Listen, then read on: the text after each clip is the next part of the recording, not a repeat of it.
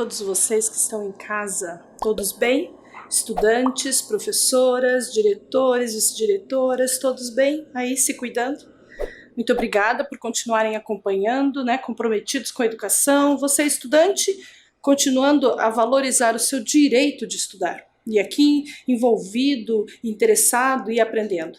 E a você, professora, diretora, vice-diretora, que está envolvido também nesse processo de garantir esse vínculo, né? Continuando nessas nossas inovações, nesses nossos novos modos de aprender e ensinar, a gente continuando fazendo esse esforço, né? Dando continuidade ao nosso vínculo com a escola para os nossos estudantes. Sejam bem-vindos para mais uma aula de língua portuguesa. E hoje eu quero conversar com vocês partindo da seguinte reflexão. Primeiro a gente vai analisar uma imagem, ok? Quero que vocês olhem com calma essa imagem e pensem sobre ela. Pensaram? Vocês identificam ali que a gente tem uma árvore e a gente tem um cercadinho que foi colocado para essa árvore, né? A intenção de quem colocou esse cercado, a primeira ideia que a gente tem é de que foi para proteger, para que nada ferisse a planta, que nada machucasse a planta enquanto ela estivesse se desenvolvendo, né? Foi para delimitar um espaço ali para ela e talvez para protegê-la mesmo. Mas olha o que a árvore fez. E não coloquei nenhuma palavra, essa imagem não traz nenhuma palavra escrita, mas passa uma mensagem, não passa? Pois bem, o nosso assunto é bem esse. A gente pode observar imagens, olhar desenhos, olhar gestos, expressões faciais, que tragam para a gente mais informação do que se alguém falasse alguma coisa, do que se a gente estivesse lendo um texto escrito. E aí tem uma frase muito conhecida por todos nós, quem não conhece eu vou apresentar agora, mas acredito que quase todas as pessoas da nossa língua portuguesa conheçam, que é a frase: uma imagem vale mais que 1000 palavras. Já ouviram falar nisso? Essa mensagem, ela tem muito a ver com aquela imagem que eu mostrei anteriormente, da árvore. A gente viu um tronco de árvore que fugiu do limite que foi imposto para ele. Ela não, como se ela dissesse, eu não vou ficar presa. Né? Ela traz muito mais informação do que se alguém tivesse escrito alguma coisa ali. E quem pensou a primeira vez nesta frase, uma imagem vale mais do que 1000 palavras, foi um filósofo chinês. Confúcio é o nome dele. Então eu vou apresentar Confúcio para quem não conhece. No período que Confúcio viveu, não existia máquina fotográfica, então os registros que a gente tem foram as estátuas que foram feitas dele, os desenhos, e baseados nessas estátuas e nesses desenhos é que a gente tem uma imagem assim, né? Essa imagem está, essa escultura, né, está num dos templos chineses. E Confúcio, então, como vocês estão vendo ali, foi um pensador e filósofo e político chinês, né? Então ele falava muito das questões sociais. A gente ainda é muito preso à ideia de que político está ligado só a um cargo político de governança, né? De gestão de uma cidade, de um país, de um estado. Mas não, política tem a ver com toda a organização que a gente tem social, né? A forma como a gente se organiza socialmente. Então Confúcio, ele era um pensador político nesse sentido, ele refletia, fazia análises, filosofava sobre a sociedade, como ela se organizava, como as coisas aconteciam. E aí ele traz essa informação, que é: uma imagem vale mais do que 1000 palavras. Hoje a gente usa dessa maneira que eu mostrei para vocês, né? Pensando nas imagens, pensando nas fotografias, pensando nessas figuras que nos trazem tantas informações. Mas quando Confúcio pronunciou essa frase, ele estava muito mais ligado à ideia dos ideogramas chineses. Lembram dos ideogramas? Foi uma aula de língua portuguesa quando a gente falou sobre a história da escrita.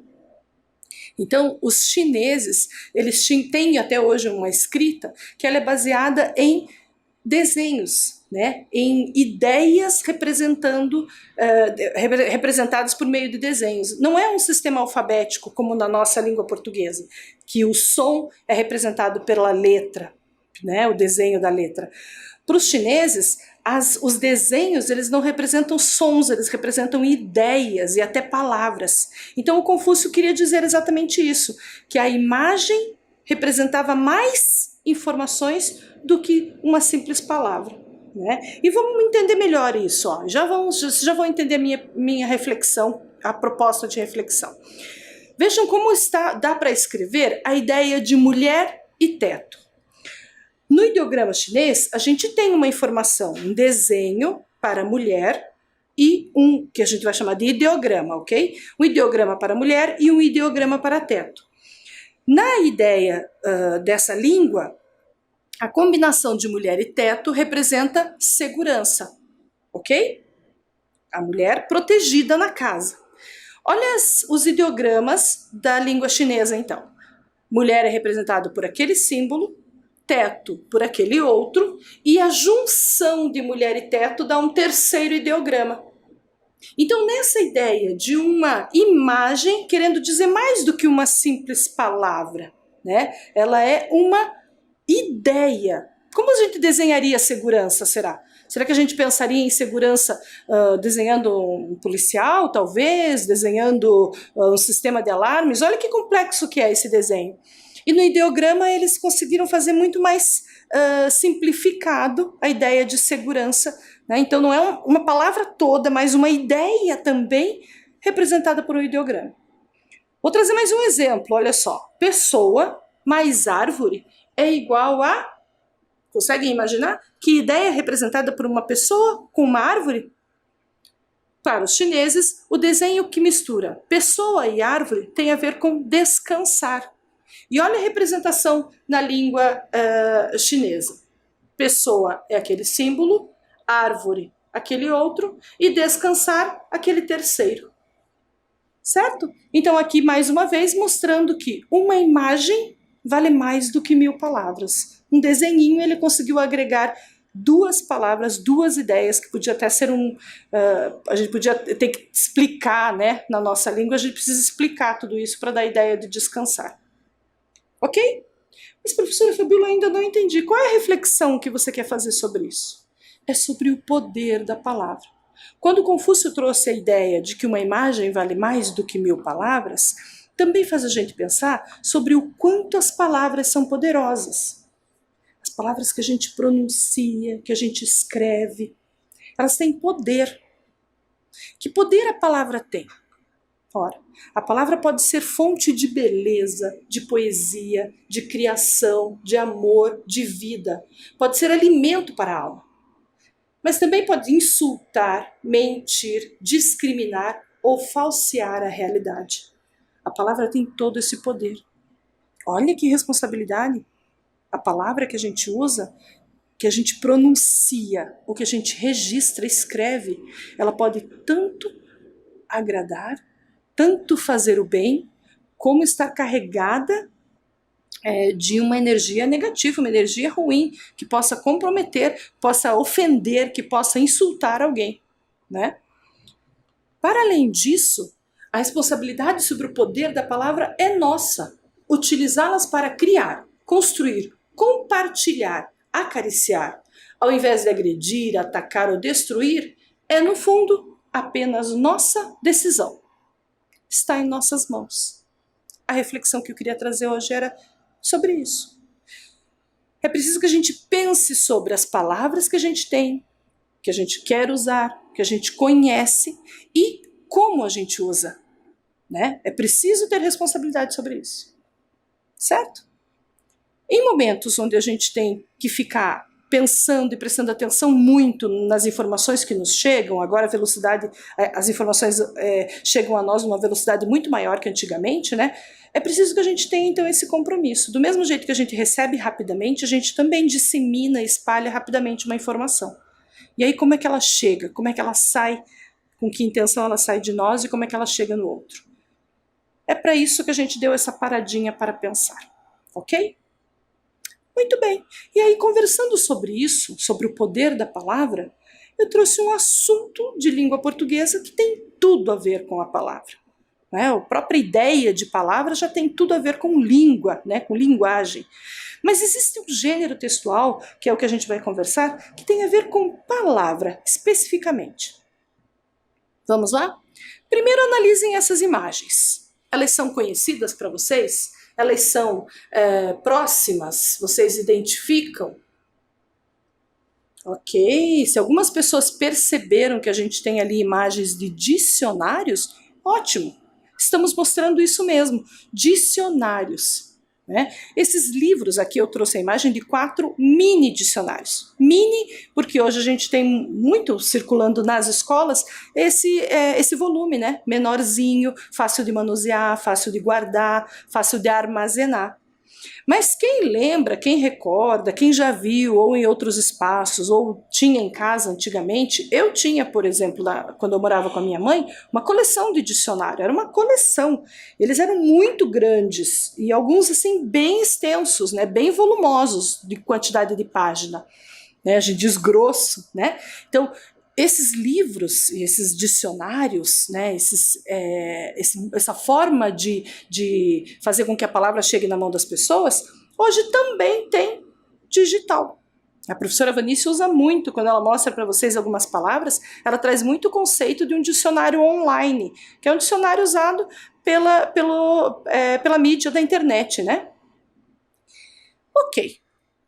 Mas, professora, o dicionário, eu estou tentando imaginar a pergunta de vocês, né? Mas o dicionário é um gênero textual? Porque você sempre traz o gênero textual para estudar. Eu pergunto e eu mesmo respondo. Não, o dicionário não é um gênero. O dicionário é o veículo, né? É o suporte, é o lugar onde a gente coloca essas informações. O gênero está dentro do dicionário. E é esse o nosso assunto. Muito bem. Para falar sobre o dicionário, eu gostaria de trazer para vocês algumas palavras que vocês já devem ter ouvido e que estão relacionadas com o dicionário. Vamos conversar sobre elas? Vocês já ouviram essas expressões? Desmancha dúvidas, pai dos burros, tira teimas, tesouro do idioma. Já escutaram? Como as pessoas usam de forma informal, usam no dia a dia, entre amigos, ou até mesmo apelidaram o dicionário. E por que será que ele tem essas informações, né? Por que a gente trouxe esse nome fantasia, vamos chamar assim, esse apelido para o dicionário? Por que será desmancha dúvidas? Por que será pai dos burros? Esse é o que eu menos gosto, né? Pai dos burros não é nem um pouco respeitoso, olha o poder da palavra aí. Tira teimas, é bem interessante, né? Tira a teima de alguém, né? Fica teimando que a palavra significa aquilo. Vamos olhar no dicionário para conferir.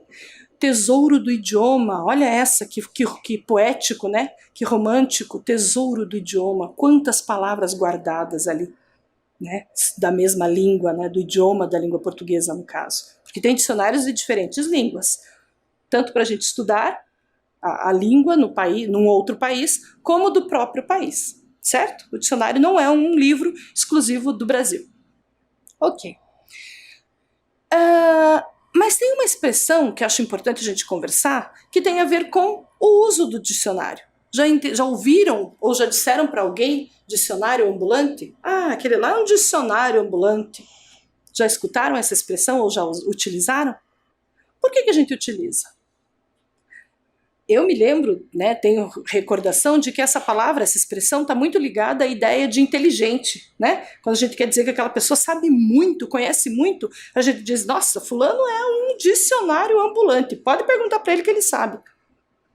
Olha só, o dicionário, ele tem informações nele, né? Ele está completo de informações, ou pelo menos um grande acervo de informações que de verdade esclarecem muitas dúvidas, né? Mas ele nem sempre está 100% preenchido, né? Vai depender do autor. Esse autor é um pesquisador da língua e é ele que coloca esse léxico, esse conjunto de significados dentro do dicionário. Então, às vezes eu encontro uma palavra num dicionário e não encontro em outra, né, em outro dicionário. Verdade, isso pode acontecer. Como pode acontecer também da palavra estar com uma explicação de um jeito num dicionário e de outro jeito no outro, porque vai depender da fonte do pesquisador. Mas ainda assim a gente tem o dicionário como uma referência de conhecimento, né, de informações ali que a gente pode confiar, certo? Ok. Então, tendo esta conversa até agora, vamos ver se a gente tem resposta para esta pergunta. Para que serve um dicionário, vocês acham?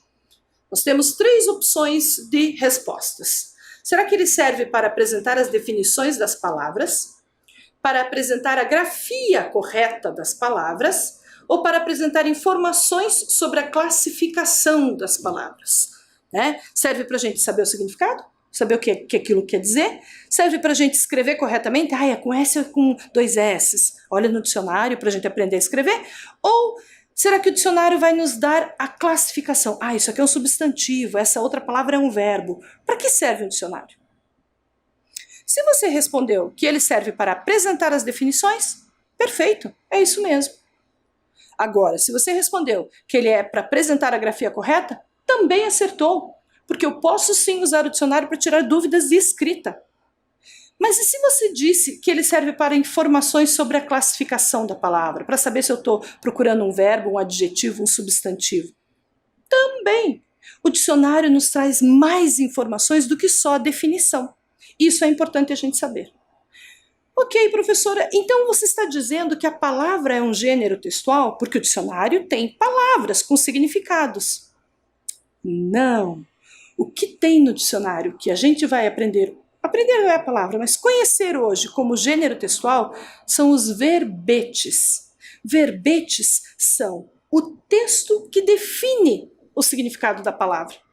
Então temos uma palavra que a gente busca no dicionário, mas o texto que define, que diz o que é aquela palavra, o que ela significa, que classificação ela tem, como que é a separação dela em sílabas, aquilo a gente chama de verbete. E é disso que a gente vai conversar hoje, certo? Me diz, você sabe usar um dicionário? Você conhece um dicionário? Já manipulou, já mexeu? Se a gente estivesse na escola agora, com certeza a gente estaria manipulando um dicionário. Então, se você tem na sua casa um dicionário, aproveita, corre lá, pega ele. Pega, porque agora o que a gente vai conversar, dá para você ir ouvindo enquanto você busca o dicionário. Se você não tem um dicionário, não tem problema, não se preocupa. Num outro momento, assim que a gente te reencontrar na escola, você vai com certeza poder mexer no dicionário e identificar essas informações, né? Esperamos que isso seja breve, né? O quanto antes. Ok, então vamos lá. Como o dicionário tem essa função de significado, eu trouxe aqui a informação ou um exemplo de frase para a gente ver como as palavras podem ter diferentes significados mesmo. E por isso é importante olhar o dicionário, consultá-lo de vez em quando. Tem gente que acha que olhar o dicionário é coisa de... por isso que chamam de pai dos burros, né? Que eu não gosto, por isso que eu falei que eu não gosto dessa expressão. Quando alguém diz, vai lá e procura no pai dos burros, é como se a pessoa estivesse mostrando, dizendo que aquela que vai procurar no pai dos burros, entre aspas, né? Aquela que vai buscar o dicionário para tirar suas dúvidas, é um ignorante, não sabe, é o burro, que já é uma palavra também inadequada. Claro que não, pelo contrário. A pessoa que busca, que pesquisa, que tem que vai atrás de uma fonte para tirar suas informações, essa pessoa está sendo muito esperta, né? Muito inteligente, vamos usar esse adjetivo em contraponto. Então, o uso do dicionário é para a gente fazer sempre. E quando quem tiver a oportunidade de ter um em casa, melhor ainda, ok? Então vamos lá. Se é para o significado das palavras, vamos entender o uso da palavra em 2 exemplos aqui. A mesma palavra, ela está em destaque. Ó. Primeiro exemplo, olhem lá. Ignorando as leis, a empresa usou o trator na área proibida. Ok? Coloquei uma informação ali, que é a palavra trator, em destaque. Todo mundo compreendeu essa frase? A mensagem é que uma empresa desrespeitou leis e usou o trator onde não devia, onde não estava autorizado. Trator, entenderam? Segundo exemplo. O operário daquela empresa era um trator. Conseguimos compreender esse segundo exemplo? O operário daquela empresa era um trator. É possível que um operário seja um trator? Bom, para isso a gente vai olhar então o dicionário. Que significado eles quiseram dar na primeira ou na segunda frase? Vamos olhar. No dicionário, buscando a palavra trator, a gente teria a seguinte definição. Trator. Depois eu explico para vocês aquela sigla, SN, substantivo masculino. Mecanismo de tração, especialmente veículo, munido de dispositivos de reboque, máquina munida de uma prancha dianteira levadiça para serviços de terraplanagem. Trator. Opa, temos uma definição aqui. Estamos falando do trator máquina. Então vamos olhar nas duas frases qual delas usou a palavra trator com a definição que nós vimos no dicionário. A primeira era: ignorando as leis, a empresa usou o trator na área proibida. A segunda: o operário daquela empresa era um trator. E aí? Perfeito! A palavra trator, com a definição encontrada no dicionário, foi usada na primeira frase, no primeiro exemplo. E no segundo exemplo, professora, está errado então? Não. O segundo exemplo, o operário daquela empresa era um trator, foi um exemplo de comparação. Né? Aqui a gente usa na língua portuguesa mesmo a classificação de metáfora. Foi uma forma de usar a ideia da força daquele operário com a máquina trator. Então não está errado o uso, mas não foi o uso que o dicionário apresenta. Não foi o uso literal. Não foi o uso do significado, da definição da palavra. Foi um uso de aproximação, de comparação da pessoa, do operário, com a máquina. Ok? No primeiro já não. No primeiro exemplo é a definição exata. Usou o trator, usou a máquina de tração na área proibida. Olha como é importante o uso do dicionário. Quando a gente pesquisa e sabe a informação, a gente pode usar até de outras formas, mas com responsabilidade, sabendo. Ok? Muito bem. Então, essa informação que a gente leu ali, sobre a máquina, lá no dicionário, é um verbete, ou seja, é um gênero textual que pode ser encontrado em dicionário, em glossários, em enciclopédias. É um texto impessoal e geralmente escrito em linguagem mais formal. Então, por se tratar de um texto que é expositivo, ele traz informações, ele usa a linguagem formal. E ele também não está só no dicionário. A gente vai ter verbetes de glossário, verbetes de enciclopédia. Hoje falaremos só do verbete de dicionário. Também é chamado de texto impessoal. Por quê? Porque não fala de não usa nenhuma pessoa, nem eu, nem você, nem nós. Né? Ele está falando de uma informação e não usa um pronome, né? Uma pessoa do discurso para definição. Ok? Muito bem. Mas o verbete do dicionário tem a sua classificação um pouquinho mais detalhada, olha só. Quando a gente fala de verbetes de dicionário, a gente está falando de um texto bem mais objetivo, que tem por finalidade informar o leitor sobre o significado de uma palavra. Eles são organizados segundo a ordem alfabética e contêm subdivisões. Então, lá no verbete do dicionário, quando procurar um dicionário e pesquisar, a gente vai ver que as palavras estão organizadas numa ordem, a ordem do alfabeto. A gente também vai identificar que quando eu vejo o verbete, eu posso encontrar outras informações ali, subdividido. Então eu posso dizer lá, máquina com tração, máquina com prancha. Então mais de uma informação sobre a palavra, ok? E além de dizer a classificação, além de dizer como que ele fica dividido, essa palavra fica dividida em sílabas, certo? Muito difícil esse assunto? Não, né? Vamos registrar? Conforme a gente vai conversando, é sempre importante colocar no nosso caderno. Então eu quero que vocês peguem o material de vocês, coloquem a data, o título do nosso assunto e registrem a informação, que é o verbete de dicionário, como um texto que informa o significado das palavras, mas também organizado em ordem alfabética. Ok? Vamos lá? Tempinho para registrar.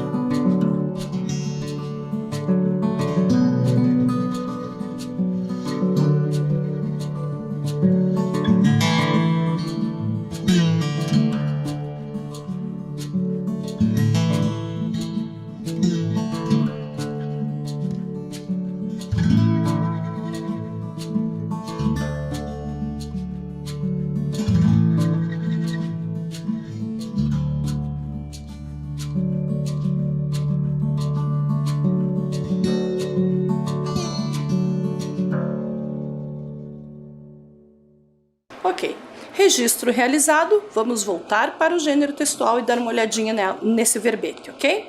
Então vamos lá. O verbete de dicionário tem mais ou menos essa estrutura. Eu fui buscar lá no dicionário a palavra dicionário para trazer para vocês. Então o que vocês estão vendo ali na tela é justamente um verbete da palavra dicionário. Professora, tem a palavra dicionário no dicionário? Claro que tem, né? Ela compõe, e se você procurar palavra, você vai achar lá também. Então vamos ver? Dicionário. SM. Aquele SM é o substantivo masculino, ok? Vocabulário léxico, conjunto das palavras de uma língua. Reparem que cada palavra que aparece ali, ela está separada por um ponto e vírgula. Isso é a subdivisão, ou seja, sobre dicionário eu tenho essas definições. É o mesmo que vocabulário, é o mesmo que léxico, é o mesmo que conjunto das palavras de uma língua, ok? Essas três informações querem dizer o mesmo que dicionário. E lá no final vocês identificam a palavra dicionário separada em sílabas. Vejam lá, ó. Di-ci-o-na-rio. Certo? Muito bem.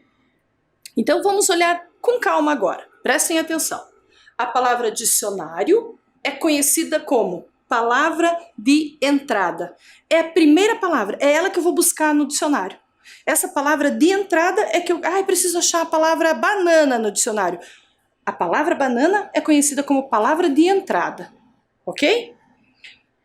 Aí eu tenho a classificação, olha lá, ó, substantivo masculino. S de substantivo, M de masculino.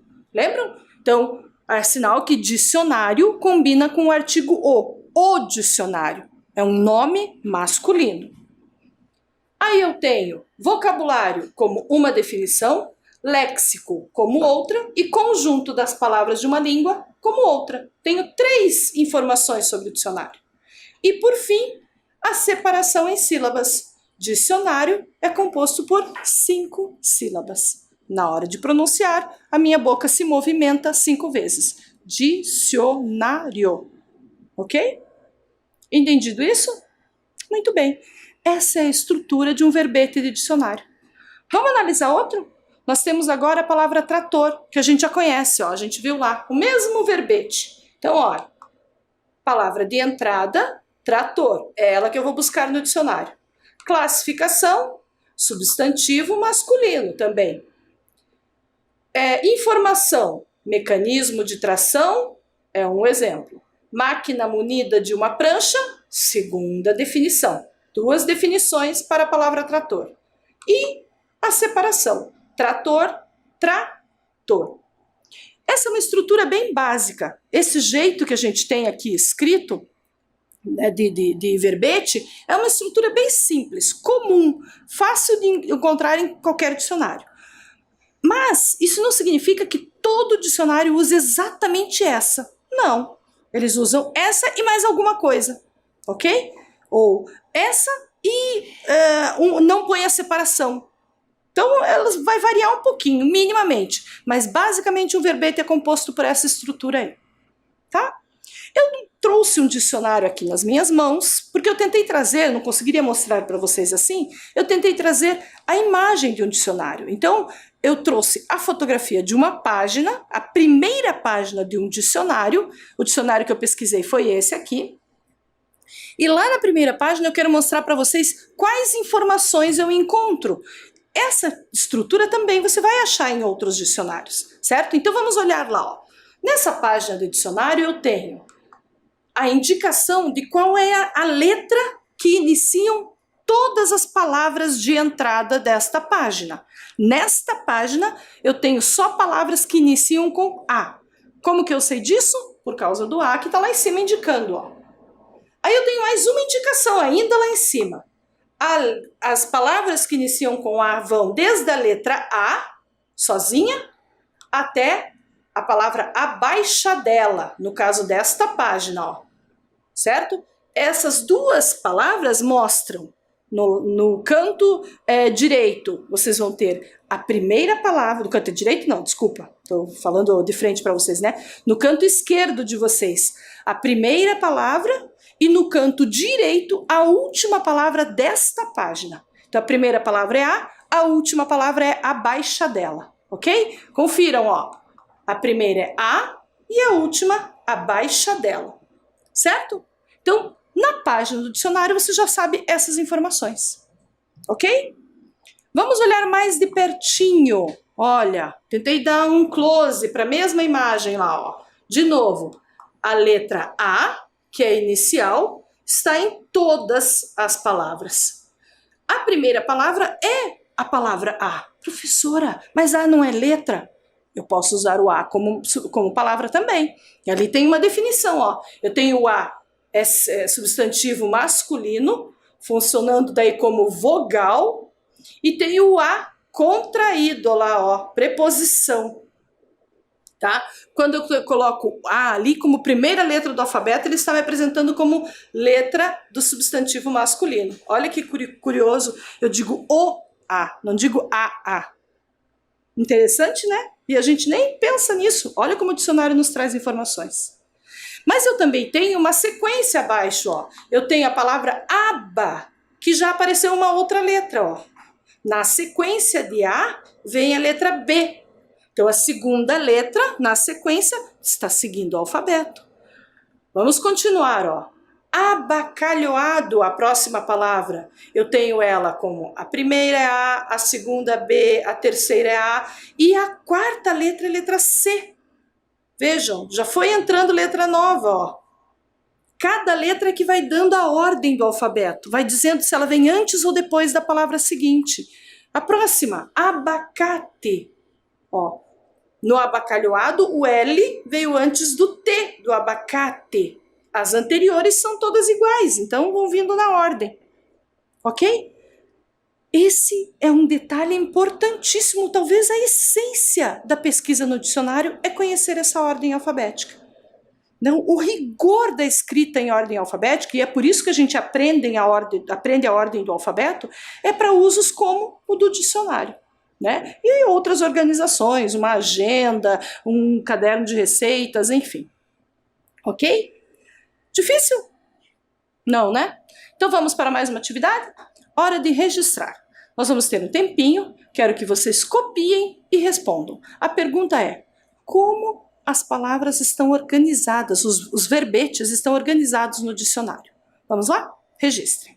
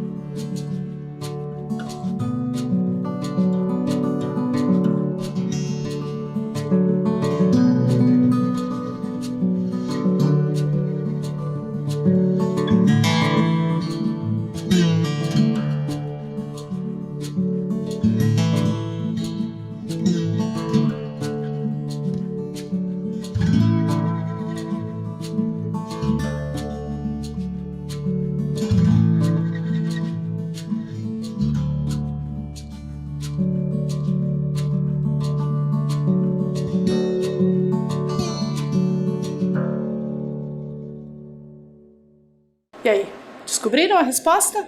Muito tranquilo, né? Certamente vocês registraram então que está em ordem alfabética, não é? Vamos para mais uma atividade. Agora vocês vão fazer o seguinte, vocês têm a tarefa de circular as palavras de entrada de verbete. Lembram? Aquela palavra principal. Vocês vão circular as palavras de entrada dos verbetes de acordo com a legenda. Vocês têm a seguinte legenda. A primeira palavra da página, na cor vermelha. A última palavra da página, na cor verde. E a primeira palavra em que mudou só a terceira letra, ou mudou primeiro a terceira letra, em azul. Você vai circular de acordo com a próxima lista de palavras que vai aparecer, ok? Então você vai copiar esta tela, daí você vai copiar a seguinte e já vai responder circulando as palavras. Vamos lá? Um tempinho.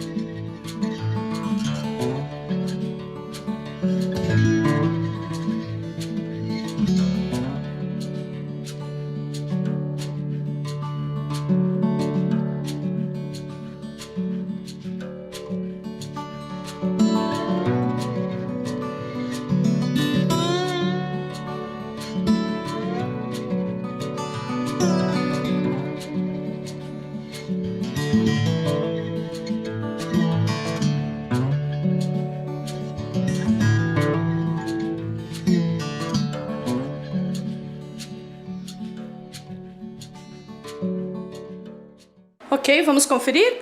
Se você conseguiu, você realizou da seguinte forma. A palavra cacho é a primeira palavra da página. A palavra cafezal é a palavra que a gente tem a mudança da letra, ó lá, está na última, no final da página, estaria nessa sequência. E a palavra cadeira, a gente tem a terceira letra modificada. Então, nas cores, você ficou com essa organização. Confere? Muito bem. Esse é o exercício que você vai fazer quando estiver mexendo com o dicionário com mais tranquilidade.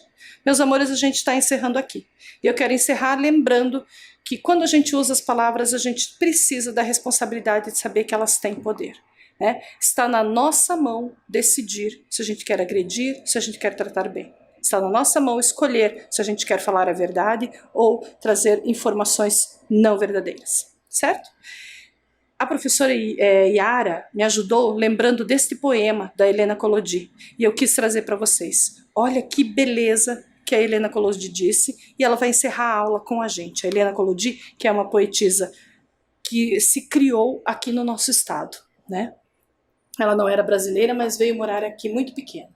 A poesia diz: pássaros libertos, palavras são pássaros, voaram, não nos pertencem mais. Pronunciando ou escrevendo, as palavras não são mais nossas. Fiquem bem e a gente se vê na próxima aula. Tchau!